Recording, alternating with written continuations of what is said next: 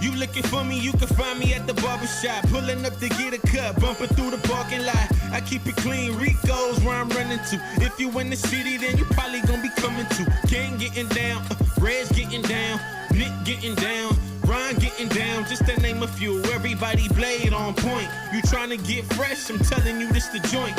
Hands down, top shop up in this vicinity. Promises age 9, LaRon been getting me. Temper on the side, I'm trying to grow out the way. What's up, guys? Welcome to the K.O.S. Barber Club podcast, where we dive into self-concepts, self-awareness, and self-knowledge. Today, I brought a dear friend of mine, Mike Risco. He's been doing a lot of things, big things. It's inspiring me, and I had to bring you in. So welcome, sir. Thank you for having me, bro. So, again, we self-concept, self-awareness, self-knowledge. Yes, sir. Well, the collection of wisdom on the science of everything in life. So I explained to you earlier. We want to dive into the concept of your life and how you got to where you are at right now. But before we get into all of that, I want to congratulate you because you told me today you're having a kid. Big news. Amazing. Not many people know about it. That yes. I'm glad that I know. Now everybody knows. So. Everybody knows. Now everybody knows. And when is the baby due? June 12th. June 12th. Little boy. Little boy. Yes, sir. And how does that make you feel? Excited first, nervous second, and thankful, obviously. You know. And why do you get nervous, man? Just because you want to make sure you're the best dad that you could possibly be. You know. I had a great dad, and I think I'm gonna do a good job. But you have your doubts, self-doubts about everything. You know. Of course. But it is the biggest blessing anyone could ever have. So I'm excited. That's great, man. Congratulations again. Thank you. So people don't know, Mike is from Miami, Florida. Cuban. Cubano. Cuban 100% or Cuban? 100%. 100%. Mom and dad. Mom and dad. Yes. What about grandparents? Same? Grandparents, same. Somewhere along the way, that's where Risco came from, is Italy. Yeah. And then they came to Cuba. And then, 2 generations in Cuba? My parents came here when they were in their teens, both of them. From Cuba? From Cuba. What part of Cuba? My dad's Havana and my mom's from Holguin. Oh, so she's the real deal. She's a gangster. Oh, a gangster. God. This is great. But then they met in high school sweethearts, and then they had me and then my sister. But I'm a Miami kid, man. Miami kid. So let's dive into that, man. You're a Miami kid, elementary school, middle school. What high school did you go to? I went to HML, Hialeah, Miami Lakes. Hialeah. So you're Hialeah real boy. Cuban. I'm a Hialeah boy. Yeah. Yo, for people that don't know, Miami, Florida has a lot of little boroughs, but Hialeah is Cuban till this day. It's as Cuban as it gets. That's Cuban as it gets. You can live your whole life not speaking a word of English, and you'll be fine. Correct, because I've gone places in Hialeah and I've spoken English and they look at me weird. Like crazy. They're like, do you know where you are? Hialeah. All right, so you went to high school, and then from high school? Yep, graduated high school, started college pretty much right away. I went to Full Sail in Orlando. So it was a Full technical Sail is school. the technical school for 2-year technical school. Music, film. Computer animation, and film are the 3 big ones. They have a few other programs, but those are the big ones. And then from there, you chose that you want to go towards film. I was always a film guy, man. I loved movies. I'd rather watch movies than do anything else. Of course. So that was my thing always was I wanted to figure out how to be in movies, either acting but I really, really think my thing was when I got to school, when I figured everything out, was I wanted to be a producer. So that's when you developed your awareness of self. Correct. In high school. High school is when I kind of realized I didn't want to be a doctor or a same here, man. Psychologist or anything. I wanted to make movies. So that was like my main goal.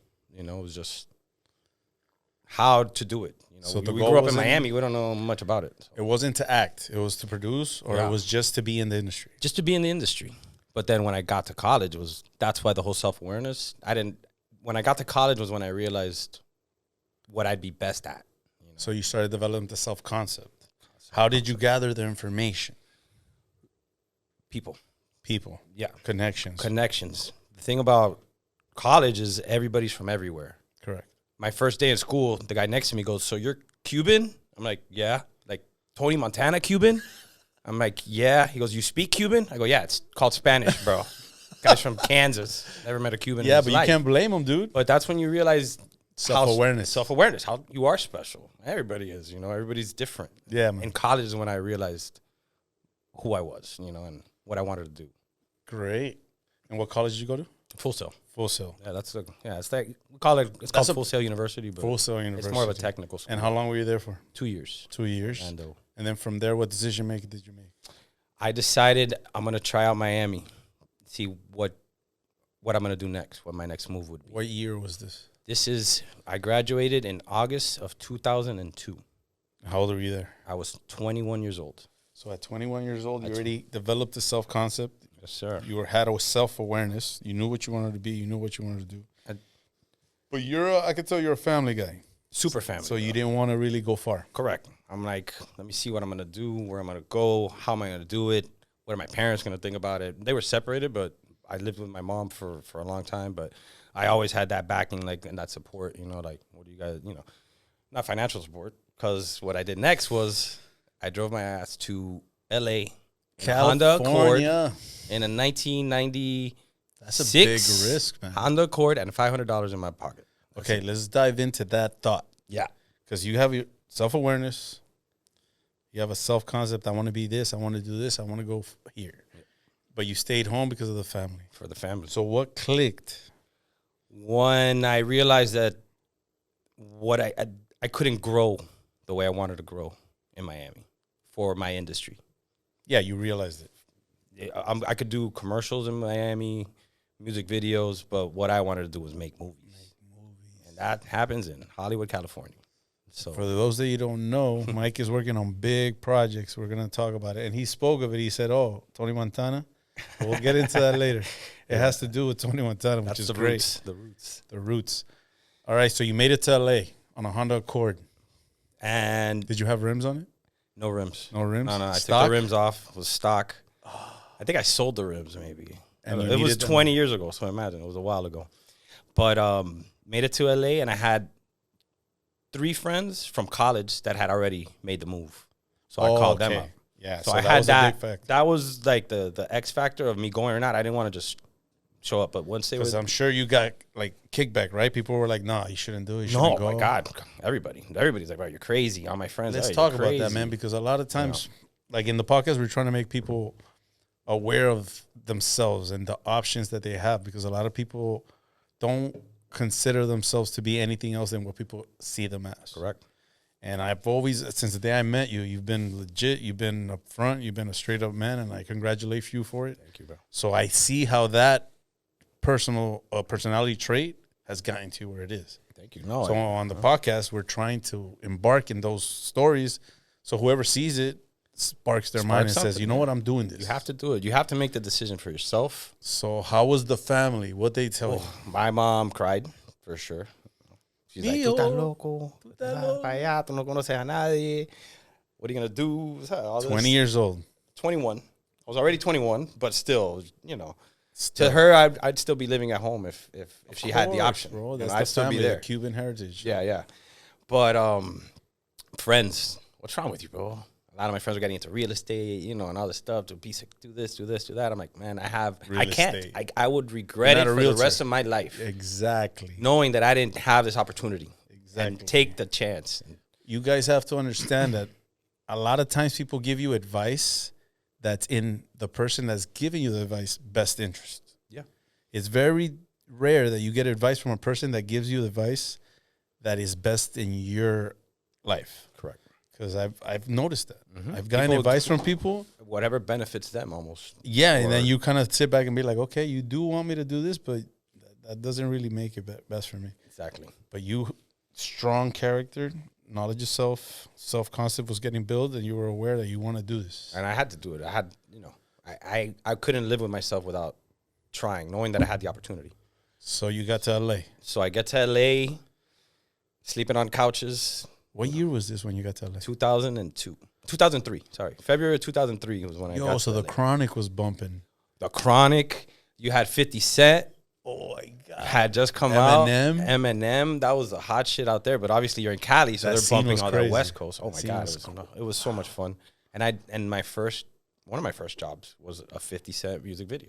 Really? Tell us about that. How was that? It was probably the craziest experience of my life. It was a music video? It was a music video. It was an entire day. So these shoots are crazy. The music video shoots are 18, 20-hour days. Yeah. And they squeeze. Sometimes they'll do 2 music videos at once.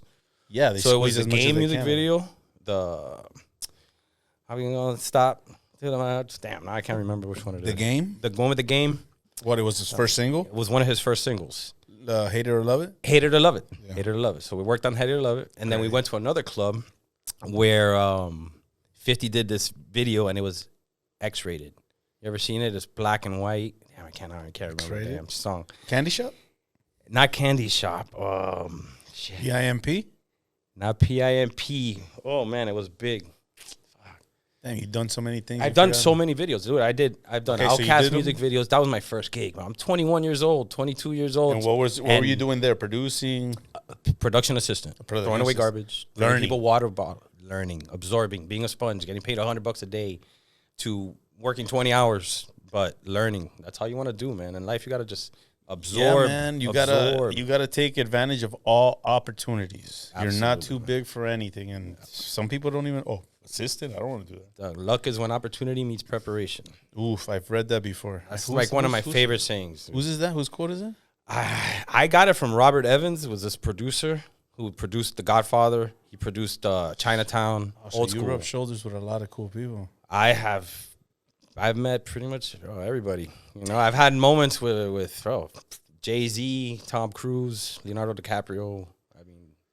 To name a few. Just to name a few. No, man, that's just how it is out there. They're everywhere. Yeah, you're working with them, but you have to act like a professional. You can't be. Yeah, you gotta hold your own. You gotta hold your own. But I started doing music videos. So all the best hip hop videos, Eminem. Yeah, that was when the video was that was when videos were the things. Everybody now.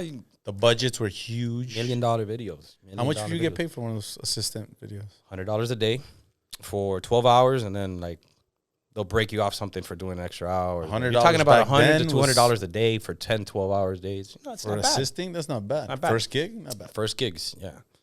And also I did Outkast, the Roses video. Oh, word? You want to hear a good story? Yes, that's what we're here for. So my job was I was second assistant director, meaning that the director would tell the first assistant, and he would tell the second assistant who to bring to set. Okay. So my job was literally I would go from the set to the trailer, get the artist, and bring them back to set. And I go and we're shooting Outkast's video, Roses, my all-time favorite group. Yeah, Outkast is amazing. And I knock on the door, and the door opens, and it's Big Gip. Wow. Goody Mob, Big Gip. Wow. He goes, "What's up?" I had a cloud of smoke. I go, "Hey, they need you guys on set." Did he have hair up, grill. What up? Hey, they need you guys on set. I'm like, all right, 1 second. Closes the door. 10 seconds pass, the door opens, and it's the entire Goody Mob. Walks out.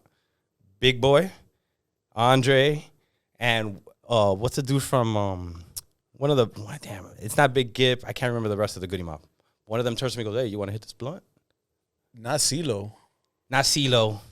The other dude. The other dude that I can't remember his name. I hate to call him the other dude. I know, I feel terrible. He's pretty damn famous. But they know who we're talking about. Everybody knows what I'm talking about. But he goes, "You want to hit this blunt?" I'm like, "Hell yeah. I'm working, but are you going to say no?" Was it peer pressure? It was definitely peer pressure. I don't care what anybody says. When somebody from Goody Mob or Outkast gives you something, you say yes. Thank you, sir. Thank you, sir. So I got to walk them to set, smoking a blunt. It was like one of those cool moments. So you never forget. That was 20-some years ago, and I still remember it like it was yesterday. So how was your mindset at that time, like when all this is occurring? I thought I was gonna be bigger, faster. You know what I mean? So you're 21, 22, you're in those positions. You're like, man, by the time I'm 25, I'm going to be producing, directing, all these. Yeah, because you're getting everything pretty much. And I'm just like, I'm going to be huge. And then, that was your mindset. But it was good because it motivates you. But then reality starts hitting you. Damn, man. Bills. 3 years have passed. Bills, and I'm still a production assistant. You're like, yo. Now, I haven't. And the thing is it's very hard to get those opportunities. So is Hollywood how they say it is? That it's very cutthroat? People are two-faced? Oh, my God. Yeah? The worst. And all those terrible stories that we hear, they're very real. True. Oh, I've heard them all. But all in all, at the time I was very happy, bro. I was so excited. But then the big thing came was when I got a call. Hey, they're shooting Miami Vice in Miami, the movie with Jamie Foxx and Colin Farrell. And I'm like, you got a call to be a production assistant? Somebody that I had worked with before was working on it, and they needed a Spanish-speaking assistant from Miami. And the person, you see how connections, opportunity, called me. I'm in LA. Born for this role. I am there. Miami Vice, Michael Mann. I actually wrote a paper on Michael Mann when I was in college. Wow. Michael Mann, the director of Heat, Collateral, Last of the Mohicans. He just did Ferrari. Movie. He was an awesome. He was amazing, bro. And Al Kilmer was awesome on that one. The man, bro. When he shoots the gun. Da, da, da, da, da. He created Miami Vice, the TV show. Word? Yeah, he's a creator. Wow. So he shot the movie, and he needed an assistant. So I got that call, and that was another. Do I drop everything I've got going in LA and take this opportunity? Hell yeah. It's like a neon sign. Yeah. So I said, yo, peace out, LA. I went back to Miami, and I became his assistant. Okay, so that was 3 years already in LA. I was 3 years in LA. You got the opportunity to come back? Come back to Miami to work on Miami Vice. I'm like, did you drop everything there and came or no? That was my scary thing because I was climbing this little ladder of production of music videos. Again, the decision comes.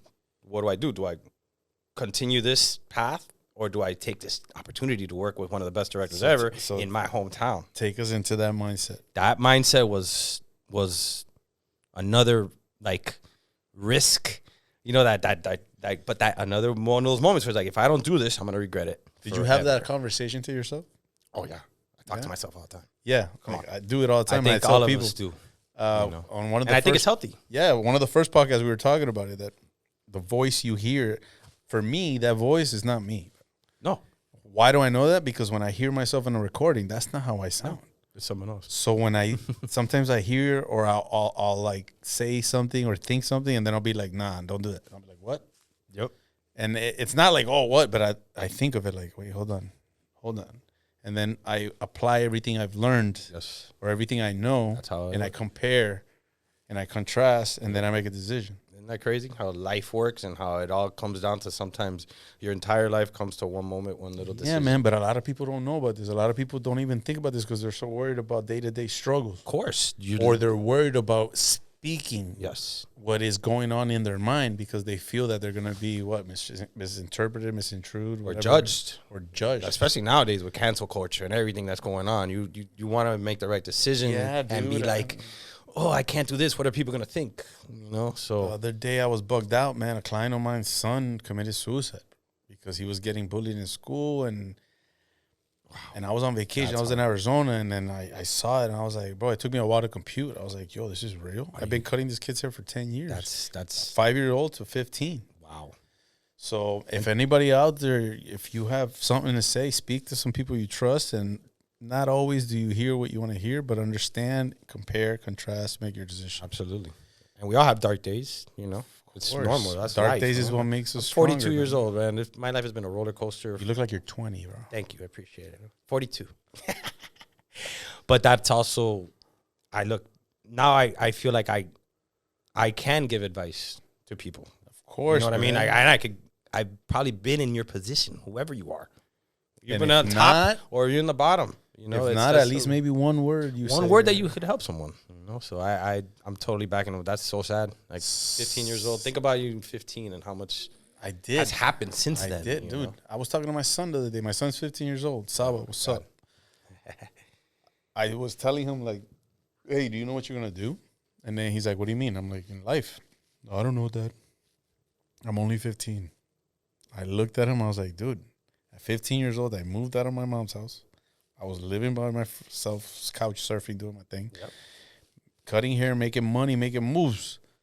You're over here, like, not knowing what you want to eat for breakfast, just hanging out. I'm like, bro, you got to snap out of it. And he kind of looked at me, and he's like, yeah, Dad, but your life and mine are different. And I'm like, this kid's not listening to me. Yeah. So I left it alone. But I'm going to go back and talk to you. There we go. Listen to your dad. Word. I wish I had a dad that could tell me stuff. That's me too. My dad and mom got divorced when I was 15. That was big for me. That hurt. Because that's when you need them the most. You know, that's when so much shit is happening in your life. And you got to talk to somebody. You'll be like, oh, so who do you talk to? Your friends? Dude, older friends? I think being a barber helped me stay alive and survive and go through a lot of things because it's like, you know, when I would cut your hair. Oh, man. Conversations. We would have conversations. The best conversations. And then when you get that trust, you might say like, damn, man, I'm having this issue. And then that person might help you. You never know. Or vice versa. Of course. Which is another reason why I named this podcast Barber Club Podcast. Yeah. Because I want to reach out to barbers and have those barbers reach out to their clients and help the world. Absolutely. Come on, man. Everybody cuts their hair. Yes. You spend probably more time with your barber than a lot of people. You know what they've been telling me lately? Oh, but what if AI takes over? I'm like, bro, what are you talking about? That's the one position. I would never want an AI cutting my hair. Why would you want that? What do you want? Part of the today? best. Like, yo, chill, man.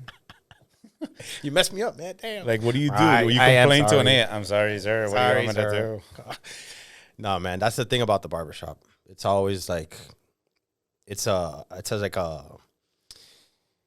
almost like a, what do you call it? It's a haven, man. Not a haven, almost like a therapy session too, you know? Because people just talk, and then you might even stumble upon the conversation somebody else is having, and then you guys everybody starts talking together. It's funny you said that, so, man. I had a client that he was a psychiatrist. In that, And I was talking to him, and we were, because when I went to school, man, I went to college, I promised my grandma, yo, I'm going to do this. Because she used to be on my case about everything. And I was like, abuelita, like, chill, man. And she's like, look, make me a promise.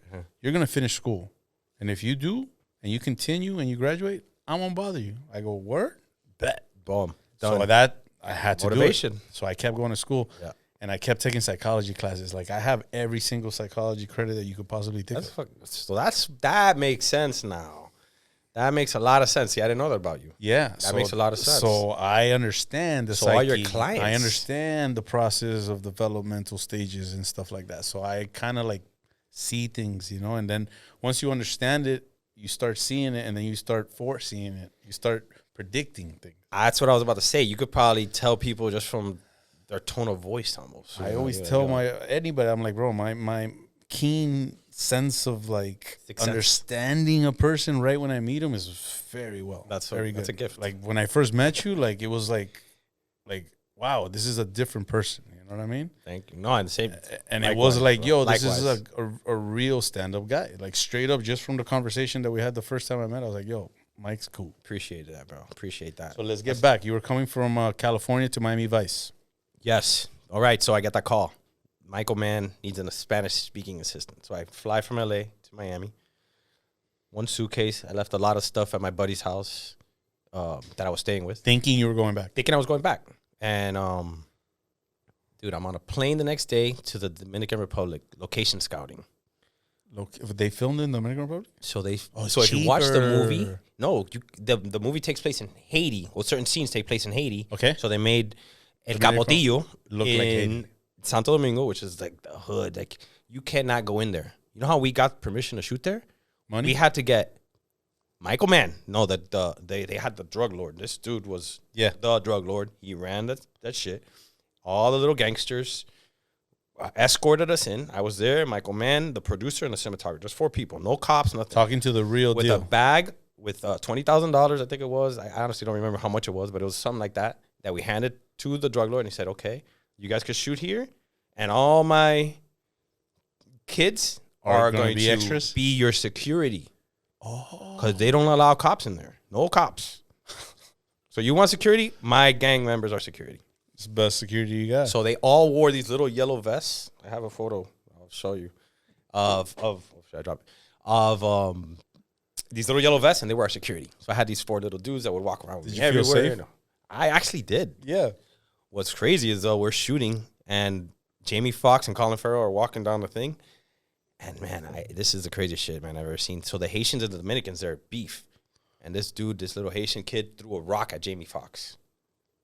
How old was this kid? Bro, he must have been 15, 16. And these guys have grabbed him and took him to the alley, and I don't know what happened, bro. I know what happened.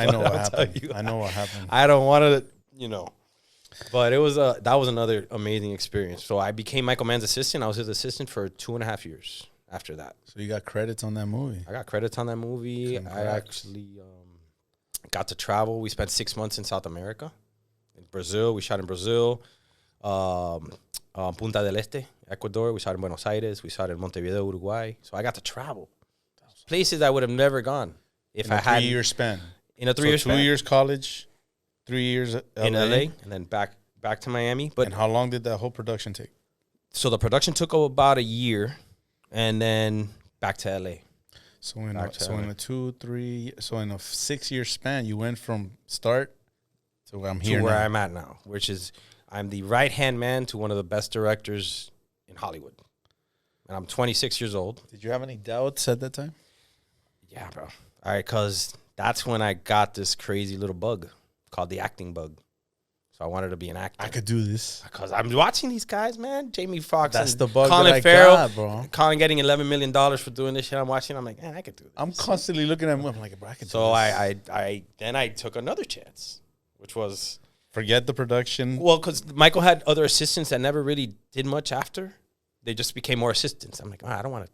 What am I gonna do? Be an assistant forever? Yeah. You know. And he was great. He wished me good luck, and then I dabbled into some acting. So I So you went back to LA. Back to LA to be an actor. And I did a few little things. I did CSI New York. But now you have some sort of resume. But I had my resume, and I just wanted to give it a shot. You know, I'm like, let me see what happens. And what then what acting productions was not did you for work me. in there? Like what movies or what I did scripts? CSI New York. I was a bad guy named Hector Vasquez.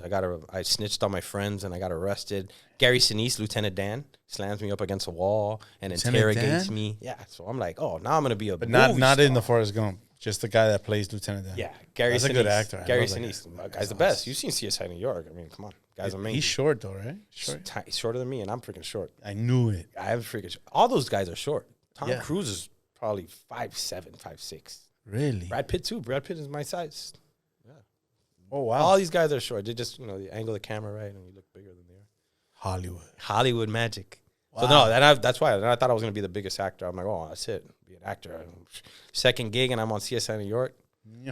So 2 years of trying to be an actor, and that shit didn't work. So out. 6-year trial, then 2 years, and then you were like, nah. This ain't for me. What was it that you said no? The constant disappointment.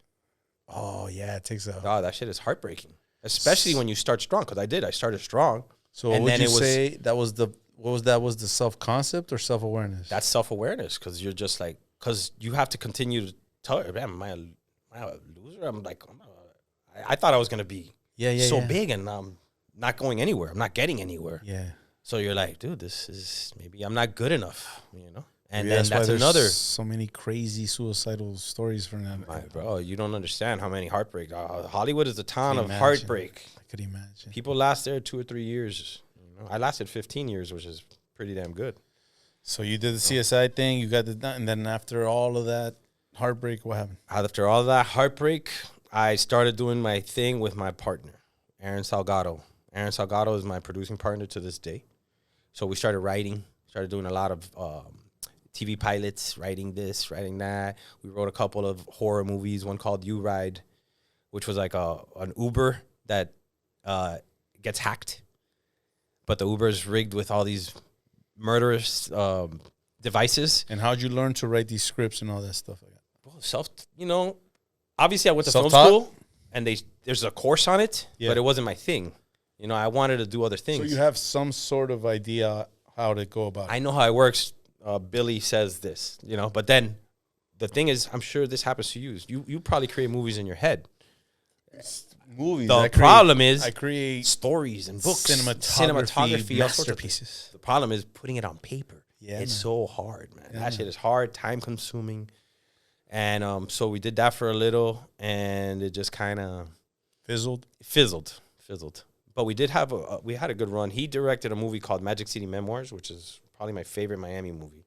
It was on Netflix. It's still around a few places. I think I've seen it. I'm sure. I mean, it was What was it about? it was about this kid. It's kind of loosely based on a true story. This high school stud baseball player who had all the world in front of him, Mhm. and but he kind of got mixed with the wrong crowd. Usually what happens. Took some roofies, drove, killed someone, And he went to jail. jail, this whole thing, and it's That happens a a very lot. Miami story. This happens in Miami. Shit, it happened to the baseball player that was on the boat. Yeah, well, Jose Fernandez. Yeah, dude. That was sad. That's sad. Man. Look at that guy. Had probably a crazy life in Cuba. No, man. Gets to the States, He was gonna be a Stud. savior. the savior of Miami, and dies on a boat accident. It's just terrible. He But went hey, out on that's top. life. He That's went another out. thing about life is appreciating Day to living day. in the moment. Yeah, Cat Williams said something the other day that he's like, man, I lived life every day. Like before I go to sleep, I'm like, yo, did I do everything I wanted to do today? Because it might be the last day. You might not wake up. And he said he's been doing that ever since he started doing it. Everything's been getting better and better and better. because he says, okay, this might be my last day. No, and a lot of people plan and think, oh, tomorrow, or I'm gonna do this in the future. There is no tomorrow. That's the Stoics, man. The Stoics. That's from Rocky. There is no tomorrow. There is no tomorrow, dude. When I saw that, I was like, there is no tomorrow, bro. But that's how you gotta live, in my opinion. So I've taken every chances. Chances is what you got. Opportunities that arise, and you got to have confidence in yourself. That it's gonna work out. It's gonna work out. So okay, we did the comeback here, and then what happens when you came back? So yeah, spent 15 years in LA, little projects, nothing really. Like I was saying, I never got to the spot that I thought I would have achieved. Then, ironically, I meet this young lady in LA, but lived in Miami, and she was the one. I was like, that's it. I'm sold. So I'm flying from LA to Miami, back and forth. I became an executive platinum American Airlines member, just coming to meet. Was this before or after the points? The points helped. Let me tell you, the points helped with the flights, but it ended up she was my wife. She's my wife, and then she's still to this day she's my wife. So it was worth every flight, everything, and we're having a baby, which is amazing. Awesome. So again, I made the right decision moving back to Miami. Did you have a conversation with yourself about like, okay, how am I going to do this? A conversation. So many conversations. Several conversations. Oh man, it was the biggest. You dedicated your whole life to something. And now it's, never mind. I'm going to make a right turn here. Which is not a wrong move. It was the greatest move I could have ever made. You know what I mean? So the move you never thought you were able to do or wanted to do was the greatest move you ever made. Probably the craziest decision I made was the best decision I made. Because I had everything going. I had a life over there. But I was like, you know what? Something's missing. You know what I mean? Yeah. And it's not like I left for a girl, but my family's here. Miami is Miami. I'm always going to be It's Miami, like that movie man. with Matt Damon when he tells Williams, I went to go see a girl. I went to go see a girl. That's kind of how I felt. Went to go look well, that's when my friends were Ben Affleck. Yes. In Good Will Hunting. Yes. When he's like, if I'm here, my happiest day is when I knock and you're not here. You're not here. Yeah. So I kind of felt like that too. I was like, you know what? I put my time in. I think it's time to make a change. Nice. So the change was back to the back to the hood. No fear. No fear. Back to Hialeah. Back to Hialeah. But now you're a superstar. I didn't go to Hialeah. I went to Midtown. Yeah, now they moved on up, like the Jeffersons moving on up. I couldn't do Hialeah. Yeah. But you came back kind of like a hero, man. I mean, your thing, bro. Like, I don't regret a second of from where you came from to where you were to And I would say it's successful. Thank you, bro. Thank you. I appreciate that coming from you. Yeah, dude. I mean, you did what I'm trying to inspire people to do. Man. Which is break out of the norm.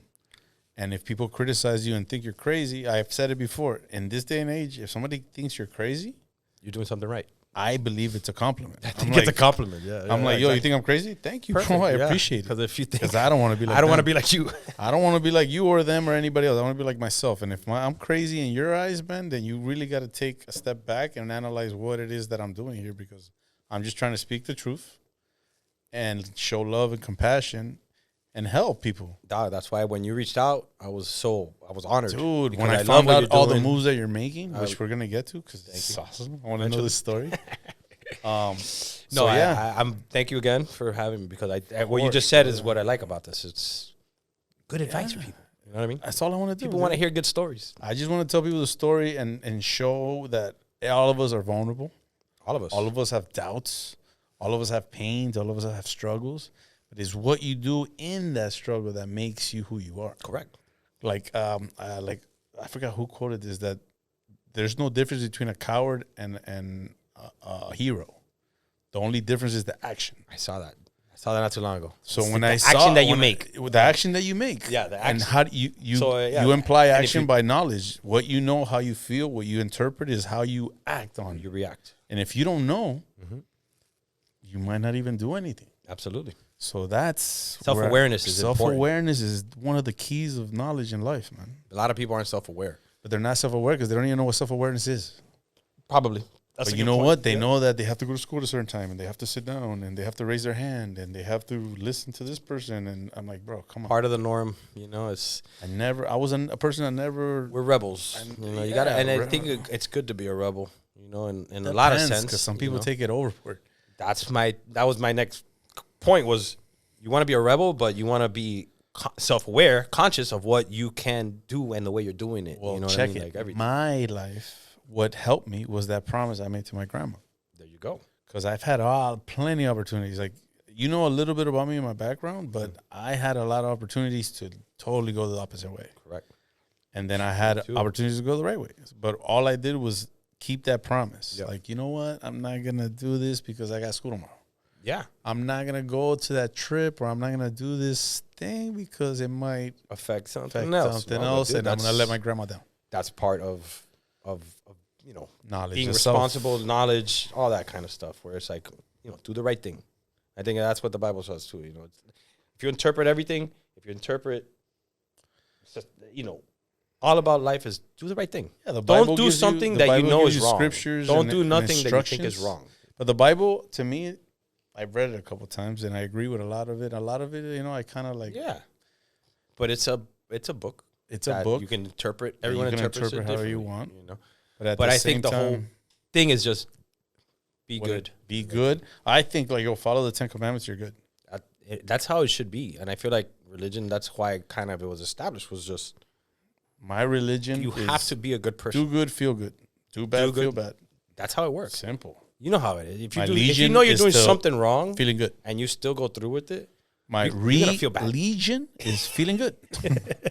I just want to feel good, man. If I feel bad, it's not good. It's not good, man. Listen to your intuition. If you're doing something and you feel guilt, don't do it, bro. Exactly. Or don't do it again. Or if you do feel guilt, because sometimes I'm not perfect. Nobody's saying perfect. I mess up sometimes. Bro, of course. But like the other day, one of the barbers in the shop, I reacted kind of like stern. And you know me, I don't hold my tongue. No, yeah. I went off. And then I was like, damn, I feel bad. And then I thought about the things I say. I'm like, damn, do good, feel good, do bad, feel bad. I did something bad, bro. So I went, tucked my tail between my legs, and I was like, yo, bro, I'm sorry. I think I said that wrong. And then he was like, no, bro, I appreciate you telling me, man. It's just, and then he explained to me why he did that. And then I understood. I was like, dude, I'm sorry. Yeah. I wish you would have told me. And he's like, oh, no, it's a little, personal. I was like, yo, it's all good, man. Don't worry about it. And that's how it is like in marriage too, And it's funny you say that. The other day, during the crazy holiday shit, we went to the mall, my wife, and I see a parking spot. People still go to the mall? Well, we had to, I don't know what. Amazon. Amazon was the savior. But what you said, I'm pulling into a parking spot, and a guy pulls in to the spot. And this. Oh, Hialeah came out? Hialeah came out. Honking the horn, opening the door. What's wrong? He goes, relax, man. I was just moving around you. But I thought he was going into the spot. And then I felt so bad for the way I reacted. I was like, why'd you blow up like that? Yeah, but you know what I mean? DNA, bro. You're Cuban. It's innate. It's in Cuban thing. But I swear, I was looking for the person to go apologize to them. Like in the mall, I'm like, well, I hope I see this guy so I can apologize. You probably will. I didn't. Now that you said it, you're probably going to pass one day. You're probably not going to say nothing. No, now I don't remember what he looks like, but that day I was like That's the guy. I was like, man, I'm about to, blow up on some poor guy. So, Mike, you were back Miami Vice. You did that, all that. Now you're back in Miami. You went back and forth with the lady friend. With the lady friend. Then the spot came around. The Spot Barbershop. Shout out to a great opportunity. Shout out to JC. Freddie. Bro, everybody at the spot is great, and that was another opportunity for me.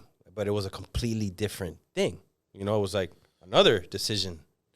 But I give you props, man. How do I? You were operations manager. I was operations, and you did a really good job. You helped me out in that time. I tried my best. Because I was frustrated with a lot of things, and you always kind of put your best foot forward, and it helped. I appreciate it. I appreciate it. We did great things at the spot. I mean, I love great mad things, love, man. But mad love.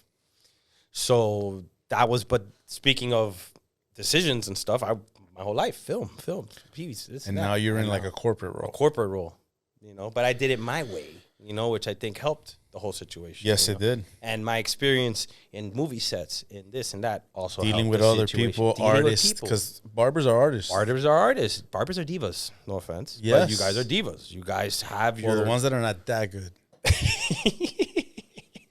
Because when you're good as a barber. But the thing is to be able to speak to people and understand people, and like you said, where they're coming from. Yes. You know what I mean? That's all very important. That's important in life. And it was a breath of fresh air. I'll be like, yo, Mike, what the fuck is going on here? And you'd be like, Gene, I got you, bro. Don't worry, but give me 10 minutes. And it's like, bloop, bloop. I was like, yo, you're the man.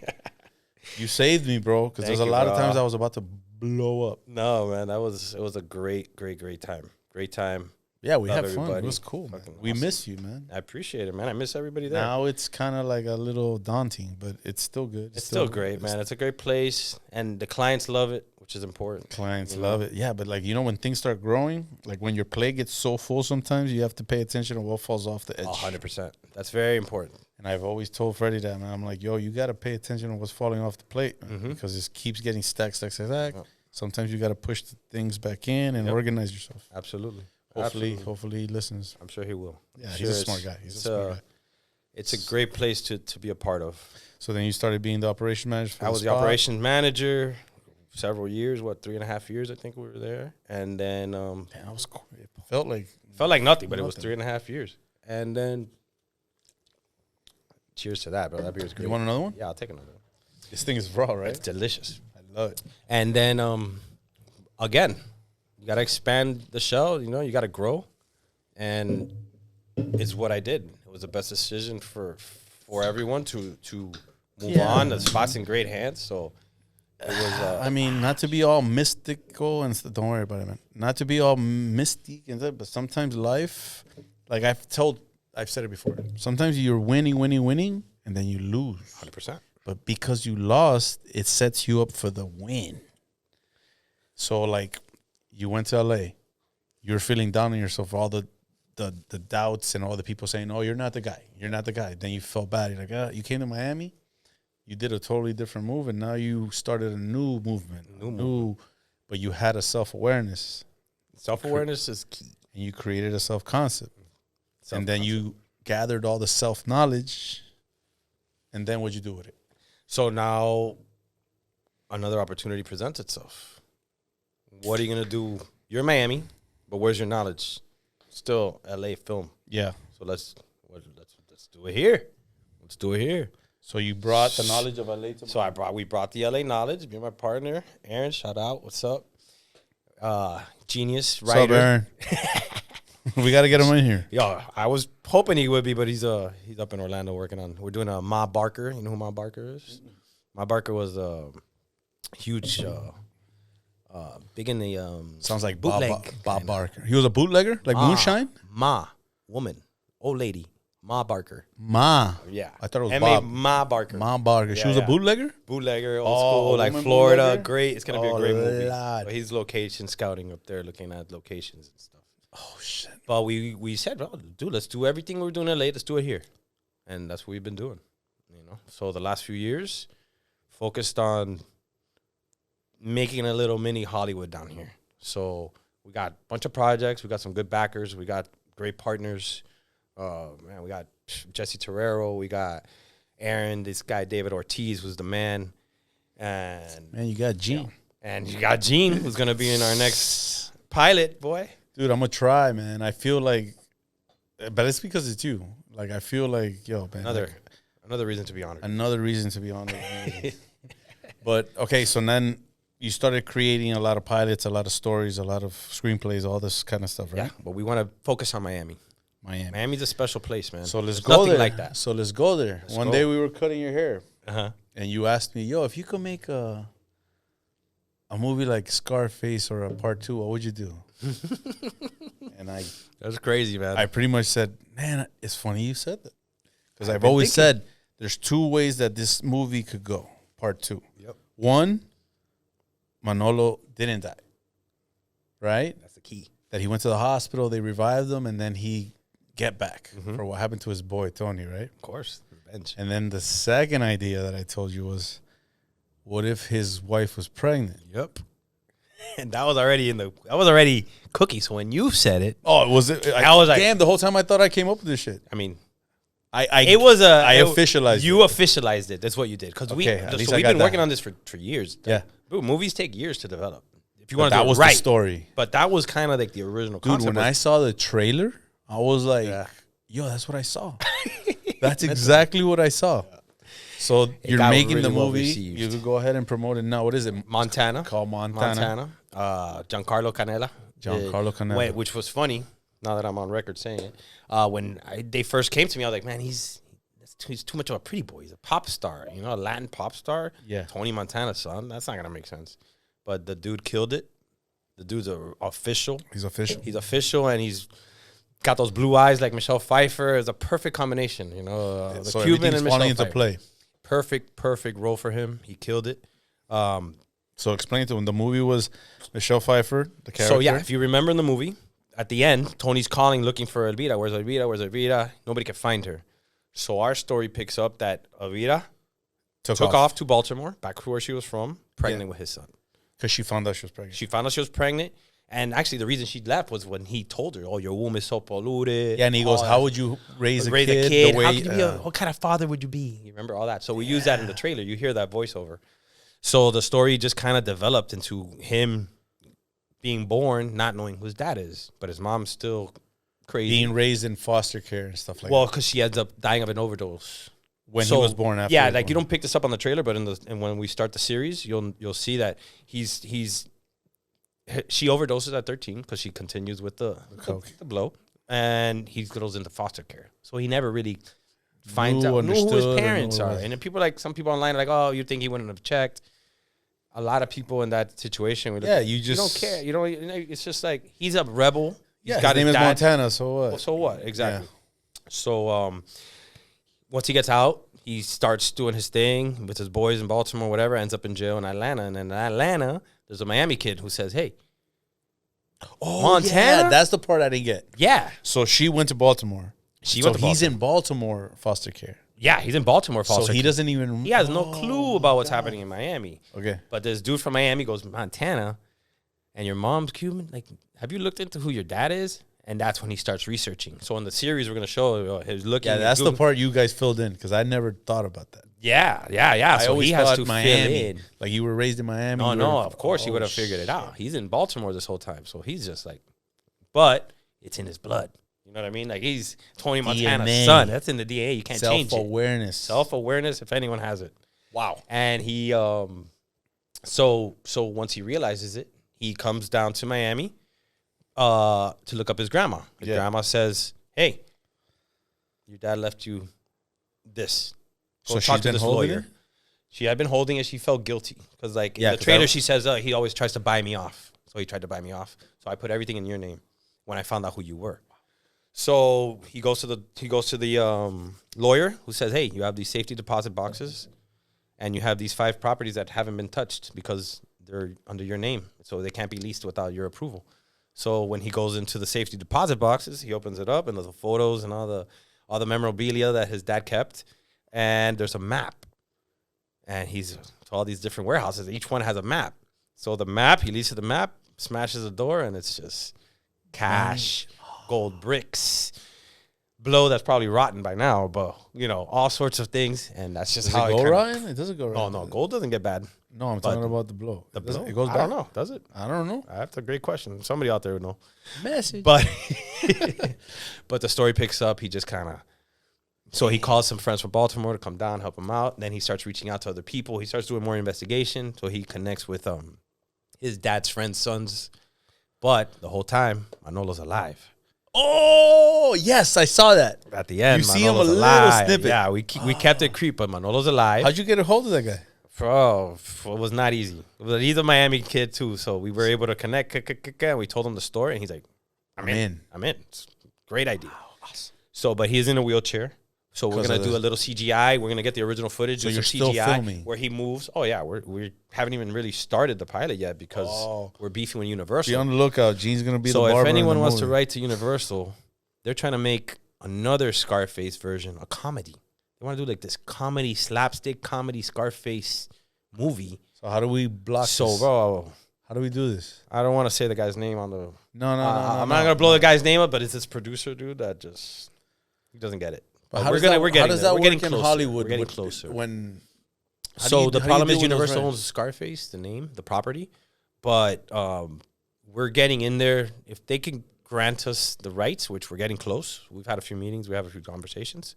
We'll be ready to go soon. So, Peacock. It would be on Peacock because Universal owns Peacock and then Peacock. So it would be, bro. But imagine you're scrolling and you see Montana and then you see the trailer. You're telling me you're not gonna watch that? Everybody's gonna watch that. What? Everybody's gonna watch that. What? I'm excited. We want to make it like a Narcos. Because when I saw that trailer, I was developing this podcast. Oh, okay. And I was like, I'm gonna have Mike come on. Thank you. I'm gonna have Mike come on this. But then I thought it was already out. No. We only released a trailer to get the buzz so we could present it to Universal and be like, yo. So where did they see the trailer? They saw it on YouTube and Only in Date. Only in Date is our partners. They're the man to love Only in Date and everything. Yeah. That's great. They're so Montana is gonna be big. It's gonna be big. It's Hollywood, like I said, it's cutthroat, backstabbing. Yeah, but you're bringing a different we're type bringing of vibe. quality, man. We're bringing quality. It is quality, man. No, It's awesome. I congratulate you, man. Bro. Awesome. Yeah, we're excited. Can't wait to see it. Thank you, though. But that's just one of your ventures, right? That's just one. And then what's the latest one that we're going to be seeing soon? So this Saturday, well, the 11th, Yeah. it'll be, I'm sorry. Well, Saturday, I think the 13th. The 13th, sorry. Yeah, today's the 11th, The 13th. Curse of Joe Robbie. And what's that Which about? is extremely relevant right now. I know, we're playing the Kansas City Chiefs, bro. It is basically the story of the reason why we haven't won a playoff game in 20 years and done anything. This and from your professional. From my professional view, we're not going to win anything until we get the hell out of fucking Joe Robbie Stadium. It's real? Whatever it's called now. So what I hear is that it was made on top of a It was made over burial grounds, Indian burial grounds. They were warned not to do it several times. Joe Robbie said, I don't care. I'm building it. Excuse me. And the Indians, after seeing everything, and once you see the documentary, I think you'll believe it too. They're cursed. They are cursed. There's so many things that have happened that are just unexplainable. Like, it's just like, I mean, I saw Miracle in Miami. That was kind of amazing. yeah. I don't think that was a curse. No, but I think this is The powers that be maybe shift. Man, Maybe I they don't pushed the know, ball a man. little bit. Maybe.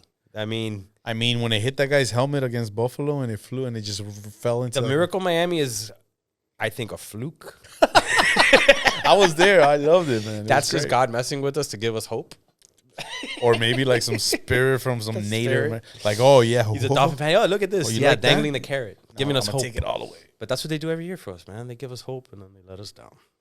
I mean, I enjoy the process. But I got a good feeling about Saturday. I think we're going to win. But that's how the Heat was. I think we're going to win. I remember I used to cry all the time. I was mad at Michael Jordan because he used to say, it's not if we're going to win, it's how we're going to win. I'm like, bro, this guy's a fucking asshole, man. Like, yo, I want to see the Heat win. We got a good taste of that. Now it's the Dolphins' turn, man. I think I'll cry if the Dolphins win the Super Bowl in my lifetime. So it's the Curse of Joe Robbie. It is the Curse of Joe Robbie. It's a documentary. Just straight up Miami stories.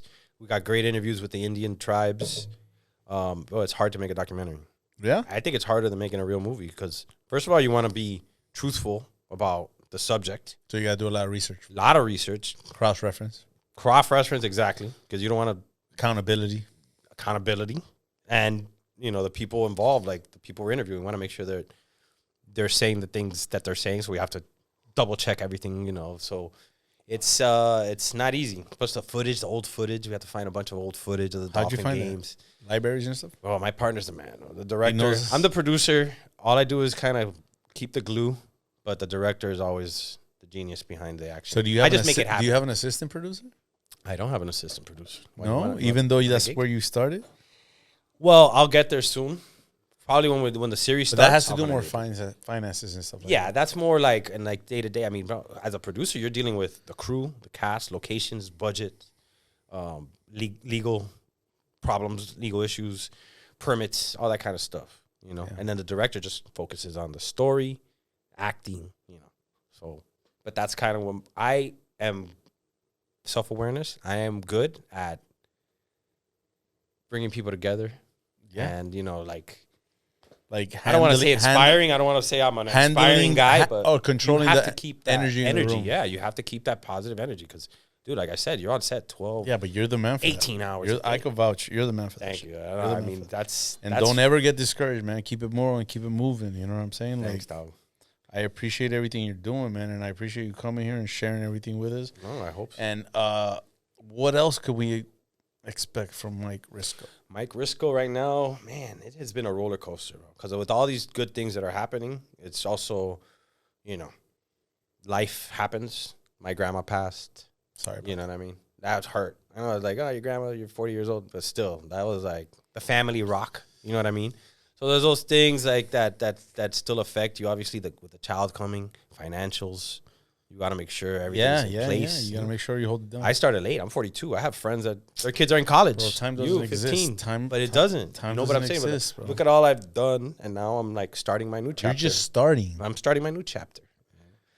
Being a dad. I see you doing it big, man. I see you making the moves, and because of your character traits and because of the knowledge of self and the concepts that you created for yourself and the opportunities you've taken advantage of, you've gotten to a place where I can't wait to see what's next, man. Thank you, man. I appreciate it, G. Man, what else can we do or say to help any inspiring person that wants to be an actor, producer, or just wants to get in any type of movie, Hollywood scene type of deal? I think you don't need college. You don't. I've always told that to everybody. I even tell my kids. My girl gets mad. There's nothing like life experience. You know yes. What I mean? So if you want to be an actor, start acting. You know what I mean? Like, you have to do it, even if you put a camera on yourself. And I think Cubans are like natural born actors. Oh, my God. Storytellers. Cubans are. I had Domino. He's a professional. Andy Garcia too. Yeah, and Andy Garcia. I had Domino, another podcast, and he's a Cuban, bro. Like, long-winded, and he's a character. Bro. Yeah. So when he started professional wrestling, I was like, bro, you're perfect for that. Perfect. Way over the top, loud. Way over the top, loud, long-winded. Mannerisms. But his heart is great. Yeah. Love the guy. That's great. No. But, I mean, whatever you do, focus on one thing, if I could give any advice. Because, yeah, I'm lucky that I have had a lot of experiences. But at the same time, I think if I would have stuck it out with the acting, I might have been okay. You know what I mean? But I decided to just stick to producing. So, you know what I mean? You could do the Sylvester Stallone thing. You could write and produce and star in your movie. 100%. That's super. Like, that would be amazing to be able to do that. But you did. Stallone You did a cameo in the. Did you watch the Stallone documentary on Netflix? Yeah. It is really good. Like, it's good, but at the same time, I thought it was too much braggadocious. It is very braggadocious, which I did get. But at the same time, I guess maybe because I'm more in that world, I have so much respect because that dude crawls. Yeah, but don't you feel like he's acting while he's being himself? I think that's the thing with actors, and I think that's what happened to me. That's why I never became an actor. Because is this dude acting? I think actors don't really know who they are all the time. You know what I mean? Like because I was watching and it's I was a like, tough yo, life, this guy's pretending to be somebody else all the time. This guy's Rocky right now. He pretends to be. Because I got to do the thing. I'm like, what the fuck? But I don't know if that's good acting or that's bad acting. I mean like, you got people like De Niro, Daniel Day-Lewis, these guys that become the role. They won't even not act like that person. I just saw the one with Leonardo DiCaprio. Yeah, the Flower Moons. I looked around. I didn't like his character. I looked at his character. I wanted to smack him the whole time. He looks weak. I wanted to smack him. Same thing with The Irishman. Like, yo, that was also a little like when that scene when he's stomping on the guy. Mm-hmm. He looks weak. Yeah, I'm like, bro.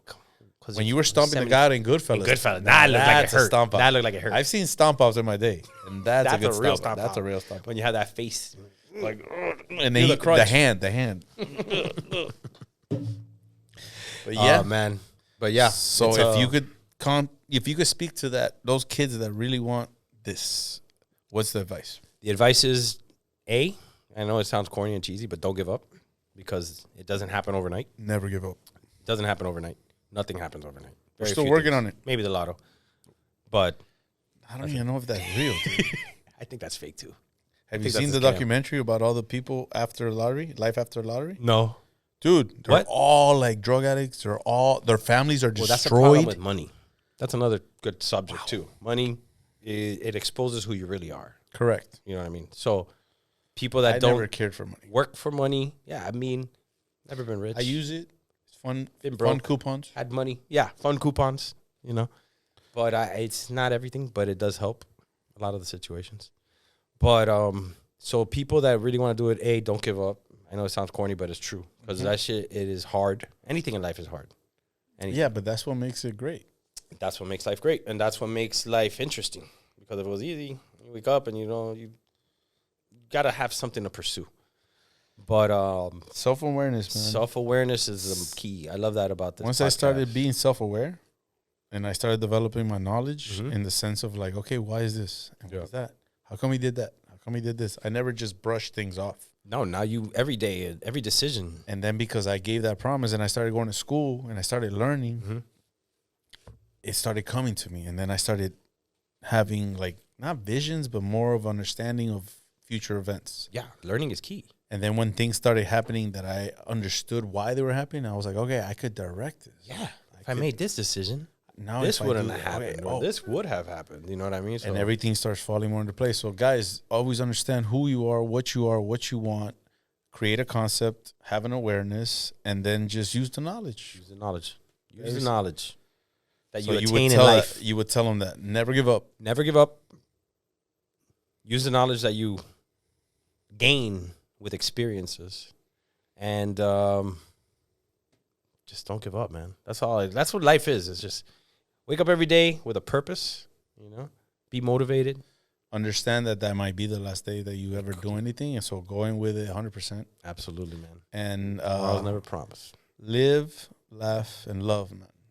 100%. Very important. Cheers to that. Cheers to that. And then the last thing that I want to close out the I've been asking all the guests is, would you rather be loved or feared? Great question. I'd rather be loved. Yeah. Embark in that. But I just think love's important, and fear causes resentment in a way. Anxiety. Anxiety. It's just like when someone fears you, you can't trust them as much, because if they have the opportunity to take you out, when they love you, I don't know. I just feel like I'm just a loving guy. Yeah, but like, like I asked that question because I saw it in the Bronx Tale. Yeah, of course. And that always I always thought about it, and I was like, yo, this is fun. And then I started analyzing the decisions I used to make, but I used to make decisions out of fear of disappointing my grandma. Yeah, no. And the fear was because of the love I had. So the love I had installed fear in me to do wrong. Got it. I can't do wrong. That makes sense. Because of the love that I have. So I can understand how some people don't have that love factor, and the fear creates anger or just everything, Negative. So I always ask that question now to everybody. I just really want to embark in that and see what it is. What Sonny does say in that movie is true. Fear lasts longer, So people could just stop loving you from one second to the next. It happens to all of us. I love that movie, man. So, no, that movie teaches lessons. I think you could become a real man watching Bronx Tale, Godfather, and Gladiator. Those three movies. A man ain't a man unless he has family. Those three movies, I think, could really teach you the ways of being a man. What was the movie that I was like, what's the one with Brad Pitt and his brothers? Legends of the Fall. Legends of the Fall. Classic. What a great movie that is. Dude, that movie, I was like, that's a great What movie. did I just watch? No. That movie, if it's on, I'm watching it. Exactly. That movie's great. Those movies that you just mentioned. That last scene with when the last brother just shoots the guy, like, and I knew he was everything you did wrong was you just did right. It was meant to be. That's it. Yeah, but that's life, man. Everything's meant to be. Yeah, dude. Man. Trust in yourself. Just create the concepts that you have for yourself by self-awareness. Yep. Have the knowledge, and don't be afraid, and just understand that life is a precious thing, man. Life is a precious thing. What else did we discuss today? Take chances, embrace opportunities, and don't give up. And don't give up. I love it. Let everybody know where they can see all your production stuff. And so the Curse of Joe Robbie should be on Netflix. Hopefully, within this year. Yeah. Oh, I didn't tell you. Yeah, we have my boy Billy Corbin. Who's Billy Corbin? Cocaine Cowboys. Oh, him? Yeah. Well, he loves it. And he's got some stuff with Netflix, so we're having some meetings with him. If he gets involved and throw a little executive producer on it, he loves the story. He saw it when we screened it last time, and he's like, this is right up his alley. Cocaine Cowboys is obviously Miami staple of a movie. But Montana should be on Peacock soon. Magic City Memoirs is on Netflix. And a few other things we got cooking, man. So, Yo, Mike, man. Yeah, it's an honor having you here, man. thank you, bro. I appreciate you coming Thank again. you for the invite. Bless you. You're always invited. Thank you. As soon as you have any drop or anything, let us know. Absolutely. You know, Absolutely. Creative Currency is always here to film us and show love to you. Yep. Because you're one of the crew, you know what I'm saying? Appreciate that a lot, Appreciate man. you, brother. Thank you, sir. So remember, guys, live, love, laugh. Don't be afraid. Do what you got to do. Yep. And knowledge yourself. Peace.